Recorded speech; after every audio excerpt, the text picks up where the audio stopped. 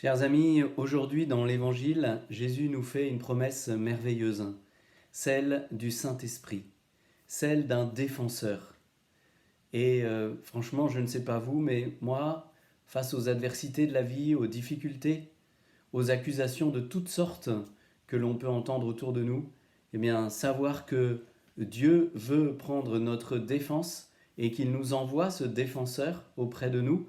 En grec, dans l'Évangile, Jésus dit que c'est le paraklétos, celui qui est envoyé auprès d'eux, c'est l'avocat, le défenseur, le consolateur. Eh bien, savoir que Jésus veut nous l'envoyer, ne veut pas que nous restions seuls, que nous restions orphelins, mais qu'il nous promet cet Esprit Saint, c'est un réconfort extraordinaire. Alors, qui est l'Esprit Saint? Eh bien, Jésus nous dit que c'est l'Esprit de vérité. C'est lui qui va nous introduire dans la vérité tout entière. C'est lui qui va nous enseigner de la part de Dieu. Et ce ne sera pas de l'extérieur que ça se passera, mais à l'intérieur. Jésus nous dit que ce paraclet, ce défenseur, sera en nous qui aimons Jésus, qui voulons aimer Jésus, qui voulons aimer le Père, qui voulons partager l'amour autour de nous, et qui nous sentons si faibles, si fragiles, et souvent si misérables en amour.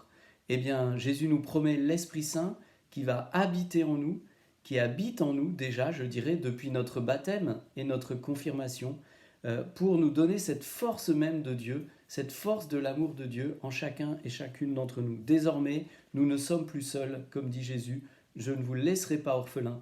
Alors cette promesse, on sait qu'elle s'est accomplie à la Pentecôte, et que eh bien, nous préparons la fête de Pentecôte qui aura lieu maintenant juste dans 2 semaines, et que nous voulons nous préparer en étant comme les apôtres au Cénacle, comme Jésus avait dit aux apôtres, demeurez dans la ville jusqu'à ce que vous soyez revêtus de la force d'en haut, de la force de l'Esprit Saint. C'est là que s'est accomplie cette promesse. Alors nous voulons nous-mêmes préparer nos cœurs, demander au Seigneur qu'il libère toute cette puissance de l'Esprit Saint dans nos vies, que nous avons déjà reçue au baptême et à la confirmation, mais qu'il nous envoie une nouvelle dose de cet Esprit Saint, que le défenseur soit auprès de nous d'une manière nouvelle, plus forte, plus puissante, et que dès maintenant, nous puissions l'invoquer, nous puissions l'écouter, nous puissions en vivre chaque jour.